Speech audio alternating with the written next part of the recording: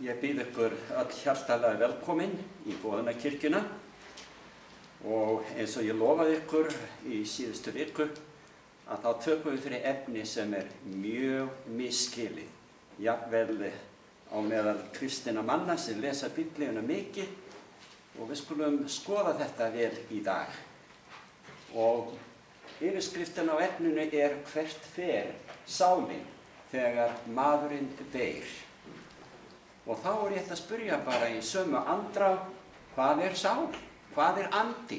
Andi og sál eitt og hið sama? Hvað fjallar Biblían þegar talað sál eða anda þar? Áður en við höldum lengra, þá skulum við lúta höfði í bæn. Himneski Faðir, við erum svo þakklát fyrir orðið í Biblíuna sem þitt orð. Þannig getum við ratað veg sannleikans og þurfum ekki að vaða í villu. Því það virðist vera svo margt sem boðað og prédikað sem sannleika þegar það alls ekki.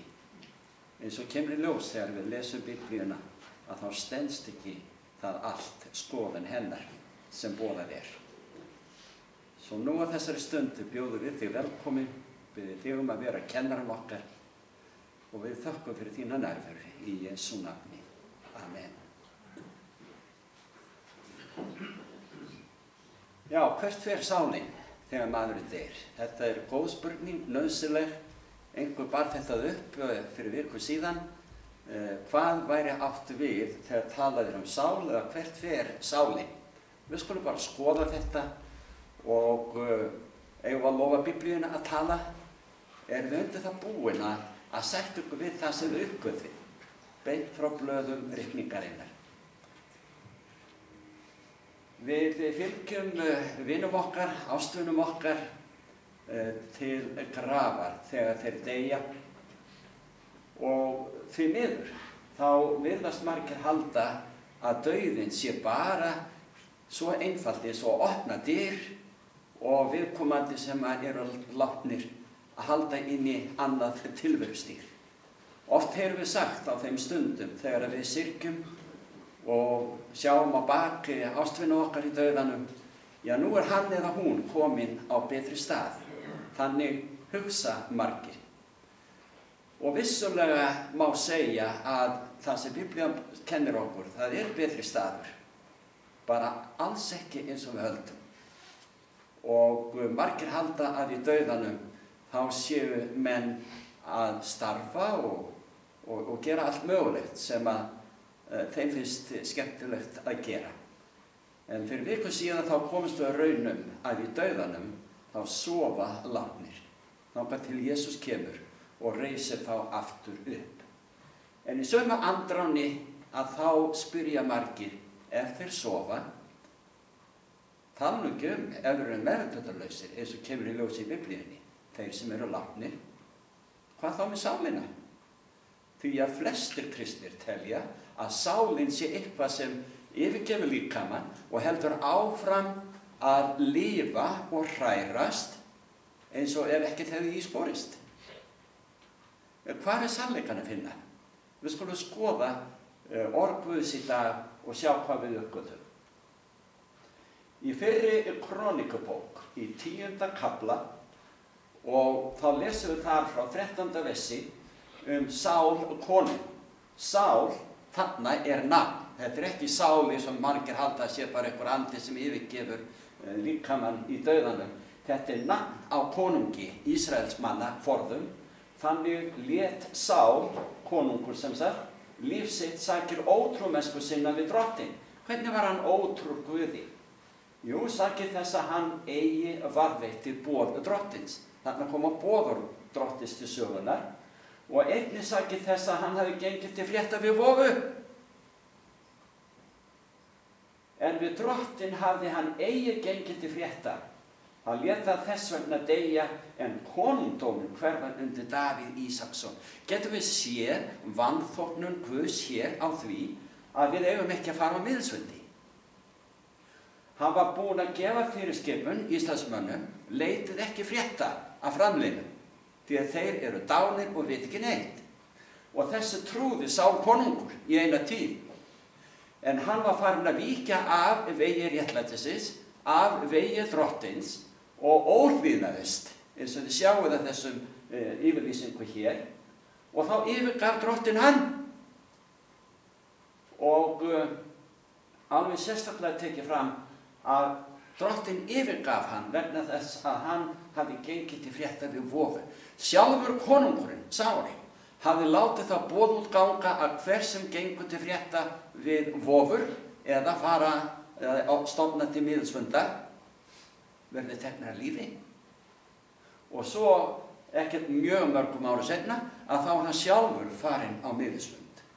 Það var alvarlega svo að Guð gæti horft fram hjá því að allir litu upp til konungsins, hann var fyrirmyndin og nú var hann farinn að brjóta lög og boð Guð svo gróflega að Guð gat ekki liðið slíkt. Þess vegna lét hann sem sagt Sál deyja, eða leyfði það þarna þegar að því kom. En við höldum áfram. Við höfum séð það í fyrri erindum og samlestri okkar í ritningunni að hinir dánu sofa, hvílast, vita ekkert af sér þar til drottin kemur og sækir þá og býður þá velkomna inn í himinin, þar sé að þá sem hafa lifað og dáið í trú á frelsarann. En hann enn ekki kominn. En hann sagði, og þið lesið þetta í Jóhannesarguðspjalli í 14. kafla, byrjun af versunum. Hann sagði við áheyrendur sína fyrir 2000 árum að við ættum ekki að skelfast og ekki að hræðast. Við ættum að trú á Guð og trú á hann, sem taka mark á því sem hann boðaði og kendi. Og ég fer burt að búiðu stað, segir hann. Og þegar ég farið burt og hefur búiðu stað, þá kem ég aftur að taka yður til mín til þess að þér sé þar sem ég er. Og hann enn ekki kominn. Er þetta ekki nógu skýrt? Mjög gott. Þá höldum við áfram. Við förum í 1. Mósebók í 2. kaflan og 7. versi. Þar segir, þá myndaði drottin Guð manninn af leiri í jarðar og blés lífsanda í nasir hans. Og þannig var maðurinn lifandi sál. Hér talað lifandi sál, eins og sál geti dáið. En við komumst betur að reyna það.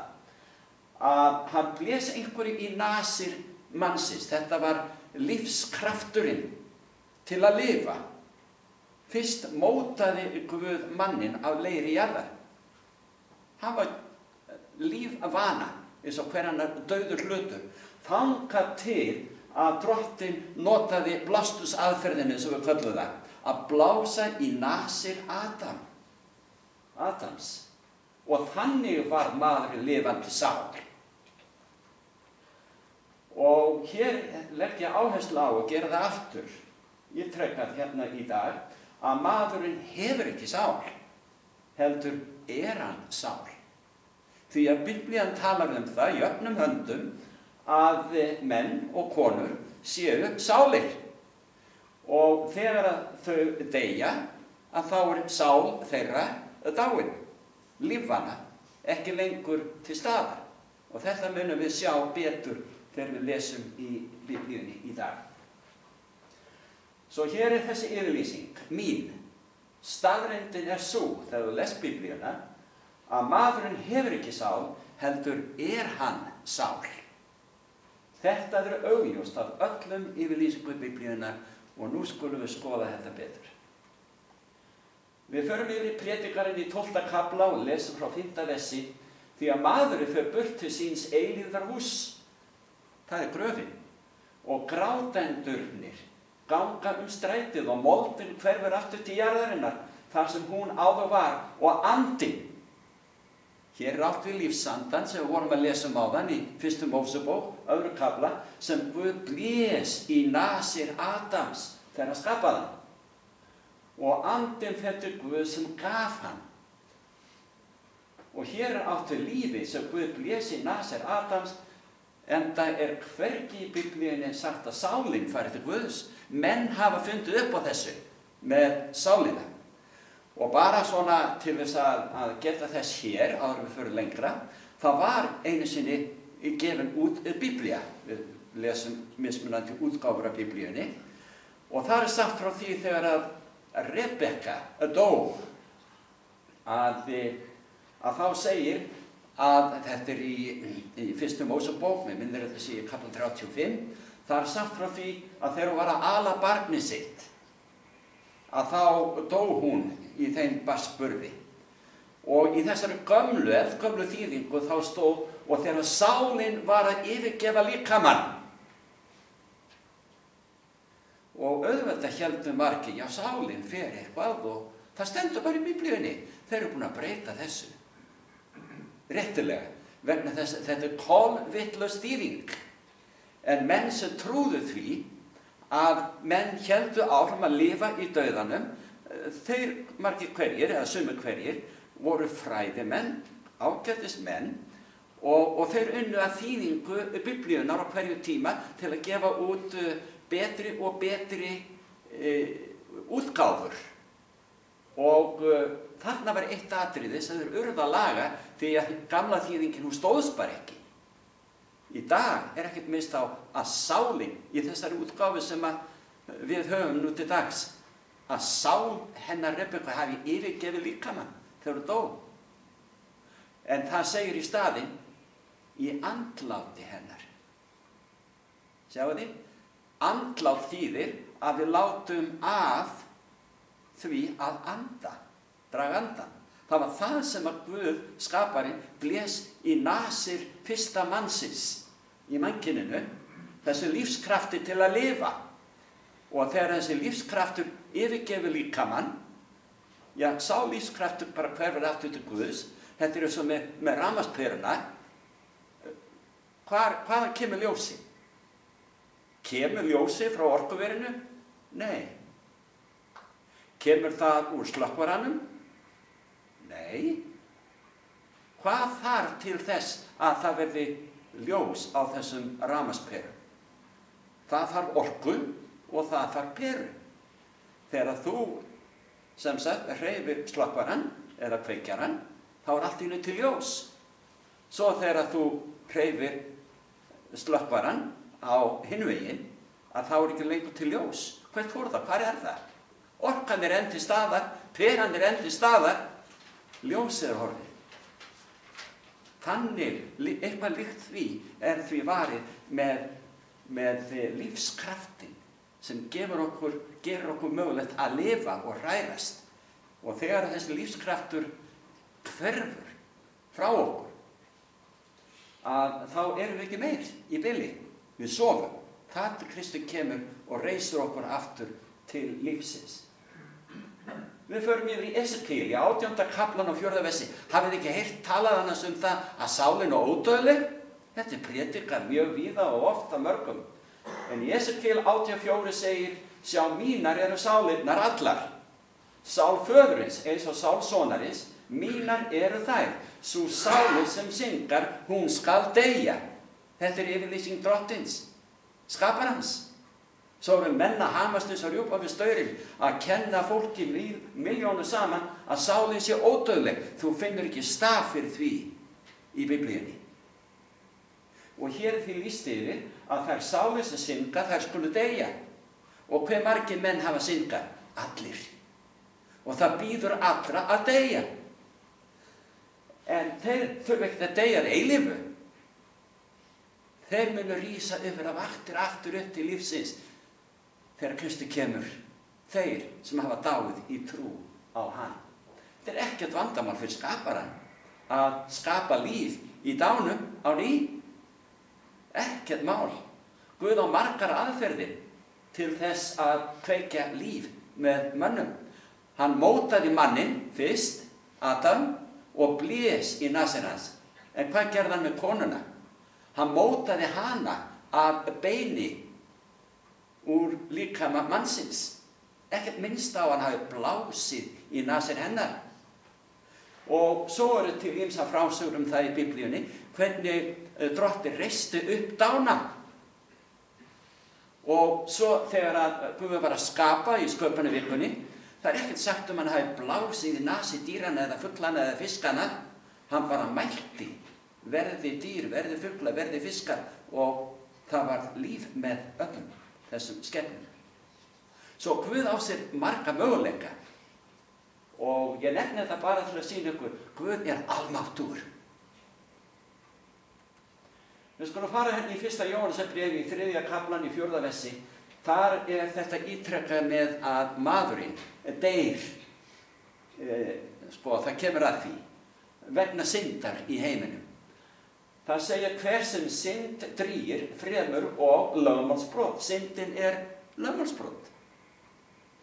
Og svo segir í Rómverjabréfinu í 6. kafla, vers 23, laun syndarinnar dauði, en náðargjöf Guðs eilíft líf í Kristi Jesú drottni vorum. En ég bæti hérna á og minni á að það gerist ekki fyrir Kristi kemur aftur og gefur dánum líf á ný. Við skulum skoða hérna meira, förum yfir í 1. Mósebók og 46. kafla.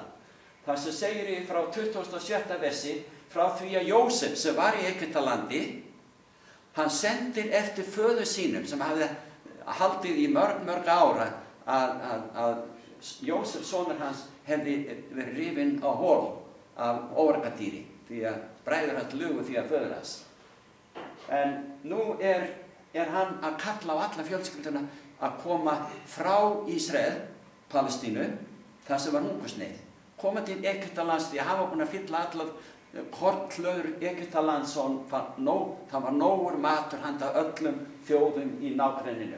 Svo það segir þarna að allar þær sálir sem komu með Jakob til Egyptalands og af honum voru komnar voru 66 að tölu. Sálirnar.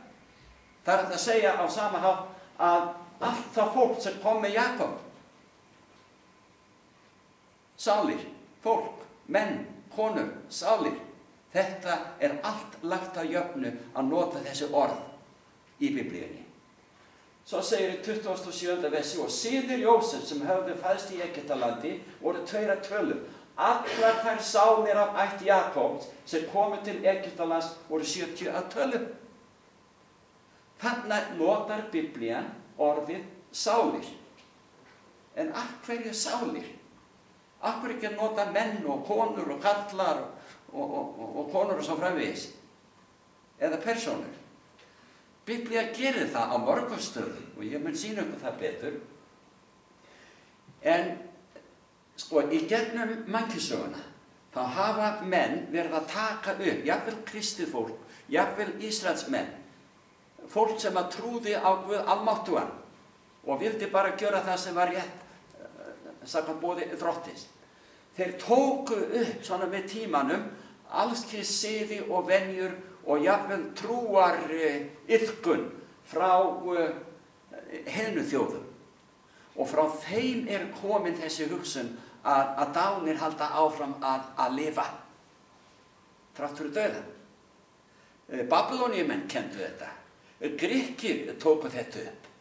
Og þannig kom þetta inn á meðal Ísraelsmanna og síðan kristinna manna. Að eitthvað sé til sem yfirgefur líkamann í dauðanum, kölluð það sál.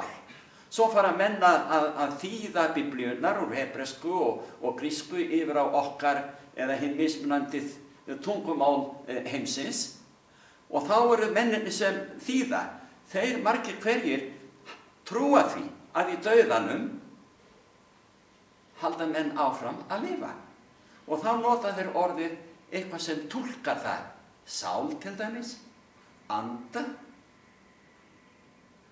En þeir eru búin að sjá það í rannsókn okkar á Biblíunni að undanförnu að maðurinn, og þegar ég segi maður þá það er karla og konur, yngri sem eldri, þau sofa í dauðanum, meðvitundalaust, þar til Kristur kemur og reisir það upp til lífsins. Svo segir í Apostolasögunni í öðrum kafla frá 40. versi, og það er Pétur sem að predika og með öðrum fleiri orðum vitnaði hann, ámyndi þá og sagði látið frelsast frá þessari rangsnúnu kynslóð. En þeir sem veittu orði hans viðtöku voru skírðir og þann dag bættust við 3000 sálir. Er þetta ekki augljóst að þetta þýðir 3000 manns? Því þetta var bráðlifandi fólk. Sjáðu þið? að Biblían notar orðið sál oft lifandi fólk, alveg eins og dáið fólk. Og það hefur ekkert með það að gera að Guð hafi ætlað okkur að skilja að þetta væri eitthvað sjálfstætt fyrirbæri sem yfirgæfi líkamann og hélt áfram að lifa og hrærast og hugsa og starfa. Fyrir því ekki stafkrókur í allri Biblíunni. Apostolasagan 7. kafli frá 14. versi. En Jósef sendi eftir Jakobi föður sínum og öllu ættfólki sínu 75 manns og Jakob fór suður til Egyptalands. Nú erum komin inn í Nýja testamentið og þarna talað manns, ekki sálir. Sjáðu, Biblían, Gamla og Nýja testamentið eru sjálfur sem samkvæm. En það ekki alltaf notað sálir. Og þó þetta alltaf sama orði sem verið að þýða. Við skulum hérna skoða þetta betur. Förum yfir í Åpenbarunarbókina 16. kaflan. Þar uppgöttuðu nokkuð skemmtilegt. Það að segja athyglisvert. Þar segir í byrjunarversunum og hinn fyrsti, þar að segja engillinn af þessu 7 englar sem útheltu pláum yfir mannkynið í lok mannkynssögunnar. Eitthvað sem á eftir að gerast. Og fer sennilega að gerast bráðum. Hinn fyrsti fór að helti úr sinni skál á jörðina og vond og illkynjuð kaun komu á mennina sem höfðu merki dýrsins og tilbáðu líkneski þess. Og hinn annar helti úr sinni skál í hafi og það var það blóðið eins og blóð og dauðu manni. Og sérhver lifandi sál dó svo úr í hafinu var. Ætla menn virkilega að halda því fram að mennirnir lifi í hafinu? Nema þá séu kappbátum eða eitthvað svoleiðis, en þeir voru ekki til þegar þetta var skrifað. Bara sérhver sál, lifandi sál, dó svo úr í hafinu var. Hér verið að tala fiskana í hafinu. Þeir eru sálir í merkingunni að þeir hafa líf, þeir lifa. Og orðið sem notað á frummálunum, hvort heldur hebreskan eða grískan, það táknar bara lífsanda, lífskraft til að lifa, sem getur dáið. Nema fiskarnir í sjónum, okkur sagt að einhvers konar mengun mun eiga sér stað í hafinu undir lokin, ára Kristi kemur. Og þá mun hver lifandi sál sem í hafinu deyja. Svo sáli geta dáið. Við erum búin að sjá þetta bæði í Esekiel í 18. kaflanum, við vorum að lesa það áðan, og núna hér varðandi fiska, nema áður hjá Esekiel var verið að tala menn munu deyja. Svo verið að halda því fram að sálirnar séu ódauðlegar. Sálin ekkert annað en lífskraftur sem Guð blés í nasi mannsins, sem við meðtökum í fæðingu og gefum frá okkur. Hættum að lifa, sálin deyr að lokum. Við deyjum, það sem átt við þegar við deyjum. Það hvergi nokkuð staðar í Biblíunni, ég endurtek þetta, sagt að sálin fari til Guðs í dauðanum. Sál hugtak sem Biblían notar að jöfnu menn og skepnur, ýmis sem lifandi eða lífvana skepnur, menn eða aðrar lífverur. Við höldum áfram. Orðin sál og andi, hérna svona smá fróðleikur fyrir ykkur, eru notuð 600 sinnum í allri Biblíunni. 1600 fyrirgefið. 1600 sinnum. En hvergi eru þau notuð þannig að þau séu til sem lifandi persónuleiki eftir það andi, það er að segja lífsandinn, skilur við líkamann. Hinn dáni lifir ekki á himnum þegar hann deyr, eða í helju, eða á hvalastað. Eftir dauðan lifir hvorki sálin né andinn, hvað sem menn vilja láta það merkja. Dauðinn algjör andstæða af lífið, að deyja ekki að lifa í einu formi eða öðru. Ekki fyrr en Kristi kemur aftur og reisir dána upp. Vitið það mikið lifandis ósköp erfitt fyrir okkur sem vilju kenna það sem bara sagt svo skýrt og rétt frá í Biblíunni, bara sannleikan í orði Guðs eins og hann Mikið lifandis ósköpur erfitt að sannfæra fólk þetta. En það vegna þess að fólk lesa ekki Biblíuna. Það tekur frekar mark á erfikenningum, mannasetningum, sem eru boðaðar og kendar frá ræðustólum hérna mörgu kirkjudeilda allan heim. Og þess vegna heldur villan áfram að margfaldast.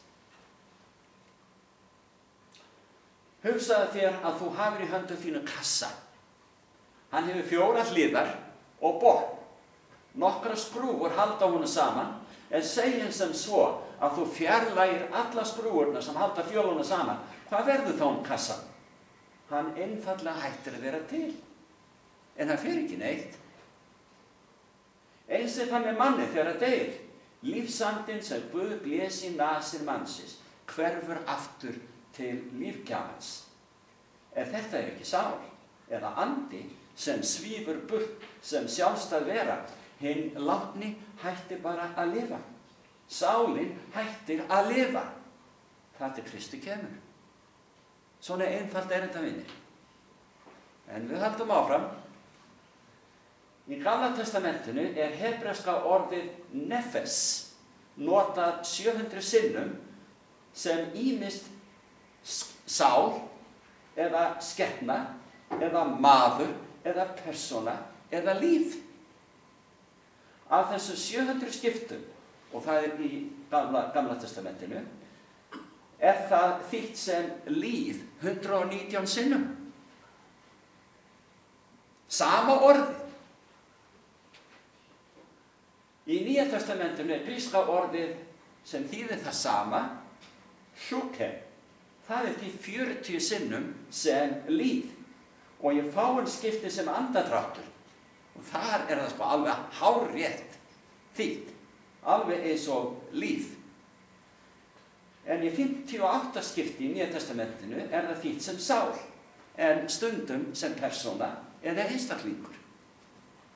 Svo nú sjáum þið að það eru þýðendur sem ráða því á hverju stundu sem þeir að vinna að nýrri útgáfu. Og Guði sé lof fyrir góðar og nýjar útgáfur á Biblíunni. Því þær verða oftast nær betri og betri. En þó ekki alltaf.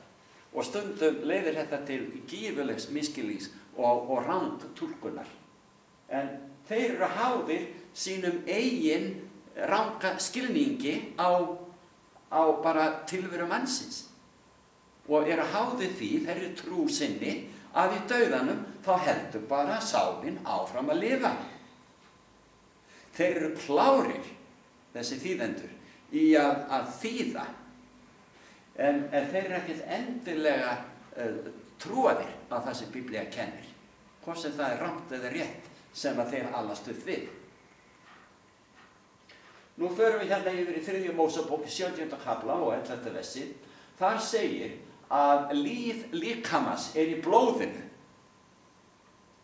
Og ég hef gefið yður það á altari. Það segja fórnfæringarnar þegar lambið var fórnað og blóðið var látið renna. Það táknaði líf og var í reyndinni líf þessara skepnu. Og hann segir, ég hef gefið yður það á altari til þess að með því sé friðþægt fyrir yður, því að blóðið friðþægir með lífinu. Þannig sálin, þannig blóðið, en margir túlka þetta sem sál sem heldur áfram að lifa eftir dauðann. En hér í raun og veru verið að segja að skepna lætur lífið. Lifir ekki lengur. Svo förum við yfir í 14. versið í sama kafla. Þér skuluð ekki neyta blóðs og nokkru holdi því að líf, sérhvers holds, það blóð þess. Líf þarna, sem á mörgum öðrum stöðum því sem sál. En þarna það, þeir komast ekki upp með það að þýða þetta öðruvísi líf þarna.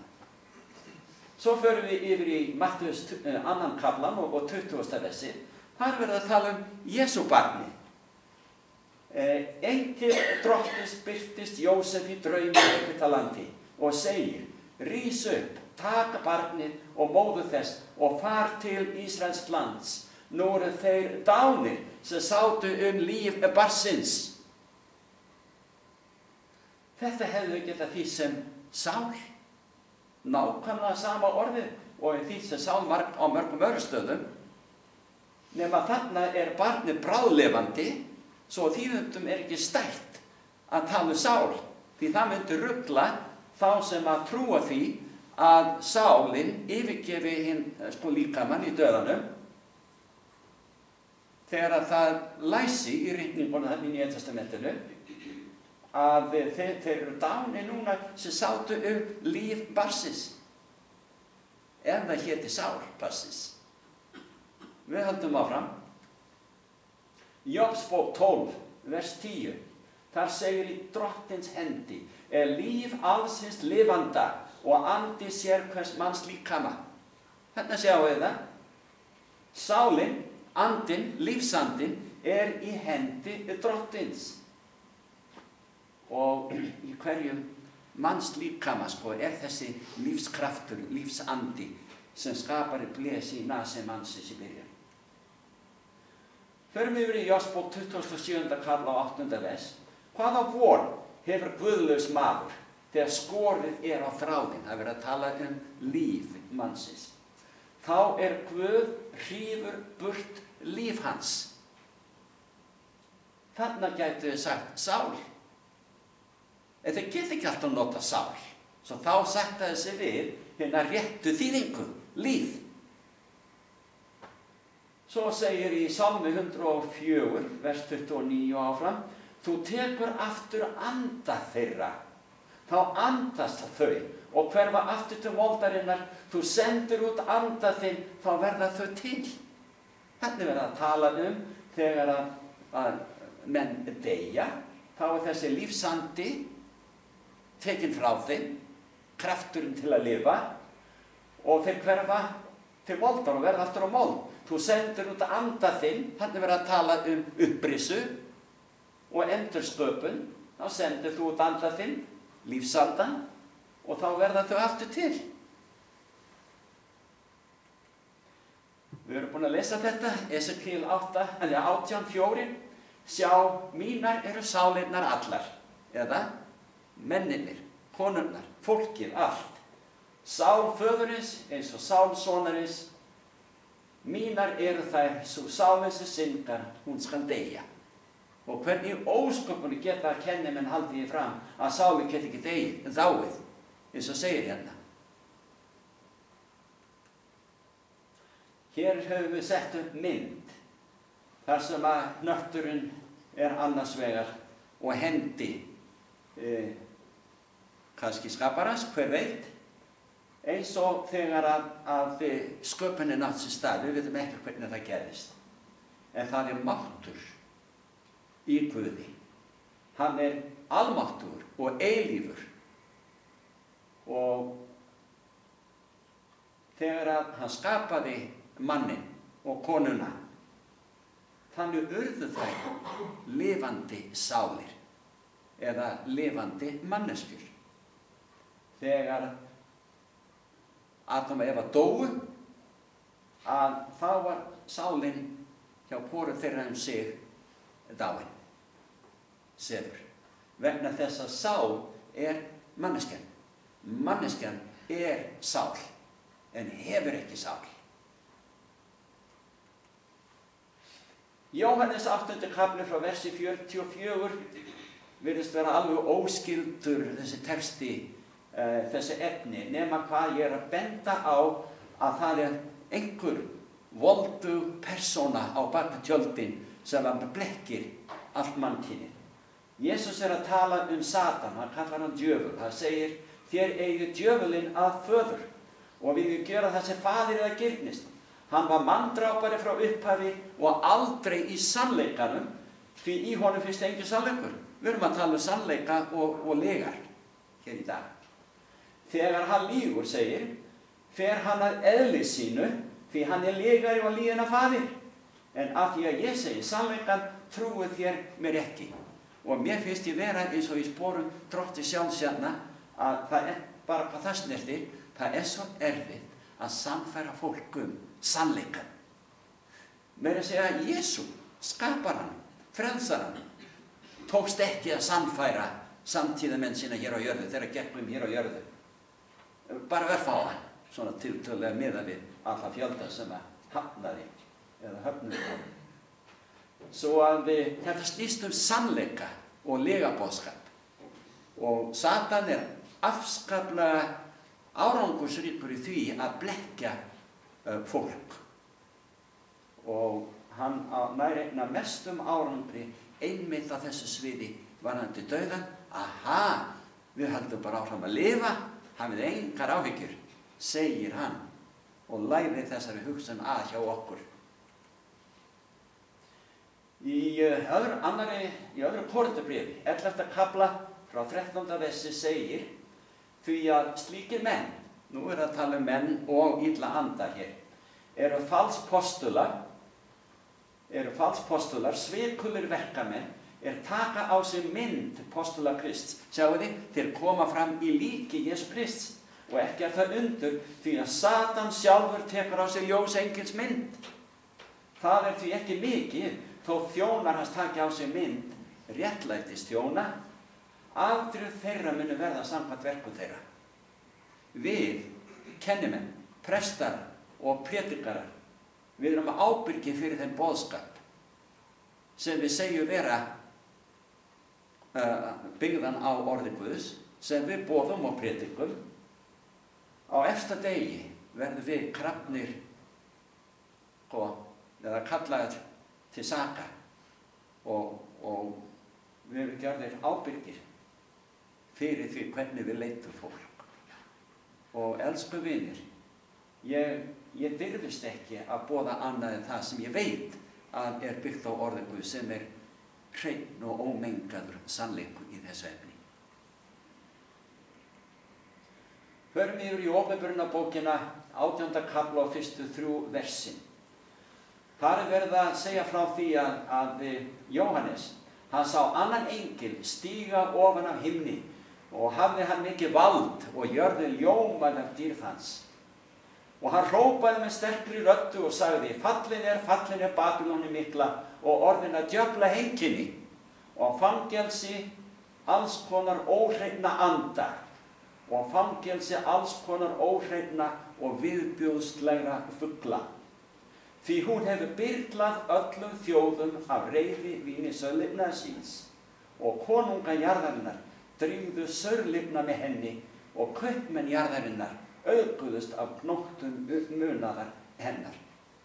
Hér verið að tala Babýlon og Babýlon þýðir ruglingur og það algjör ringuð reið í hinum kristna trúarlega heimi alla jörðina í dag. Því það búið að boða svo mikla vitleysu og fólk hefur alist upp við svo mikið ranghermi hvað Biblíuna snertir og talið að Biblían kenndi það sem það trúir, að í dauðanum höldum við bara áfram að lifa. En það ekki fyrir Kristi kemur og gefur okkur líf, reisir okkur til lífsins að við lifum á ný eftir að við höfum dáið.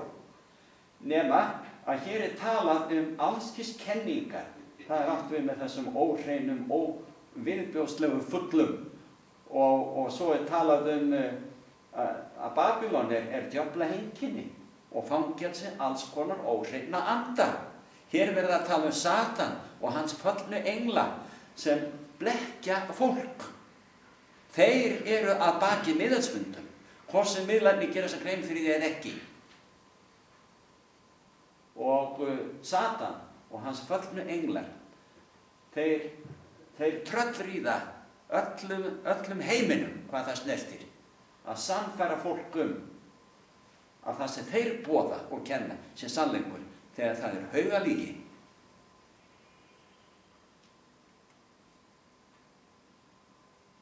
Við finnum í 18. kaflanum aftur þetta sama. Í framhaldi af því sem ég var að lesa 18. kaflanum í Åpenbarunarbókinni, 4. versið, og ég heyrði aðra rödd af himni sem sagði, gangið út með fólk út úr henni svo að þér eigið engan hlut í syndum hennar og hreppið ekki plágur hennar. Það plágurna sem sagti frá í 16. kaflanum, því að syndir hennar hlóðust allt upp til himins og Guð minntist ranglætis hennar. Guð hér undir lokin að senda voldugan engil og öll jörðu ljómar af dýrð af þeim boðskap sem hann boðar. Og þarna í táknrænni mynd verið að sýna að það verða til menn og konur. Það verða til söfnuðir sem boða sannleikann. Það eins og svona á brattan að sækja með það, því að það svo fáir tiltölulega sem meðtaka þennan sannleika.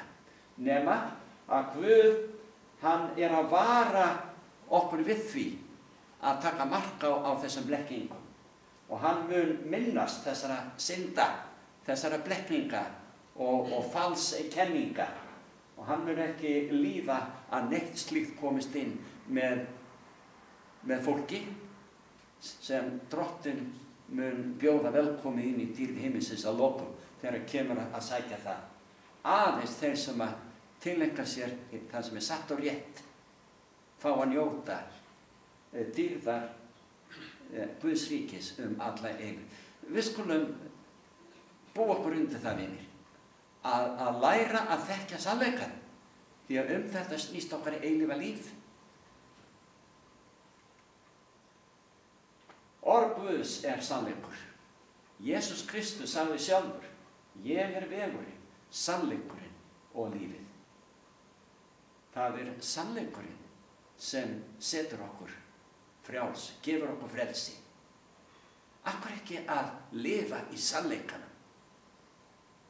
Við skulum meðtaka Jesú og allan hans boðskap, því að það leiðir til eilífs lífs. Við skulum biðja. Himneski Faðir, við erum svo þakklátt fyrir það að orð þitt skýrt. Við þurfum ekkert að velkjast í vafa þegar við lesum orð þitt og rannsökum það. Hjálpaðu okkur til að læra að elska orð þitt, að elska að hlýða þér og þínum boðskap. Að við látum ekki blekkjast af villukenningum sem hinn illi, vondi óvinur Guðs og manna treður inn í hugi og hjörtu manna alla jörð. Ó Drottinn, hjálpaðu okkur. Við biðjum og þökkum í Jesú nafni.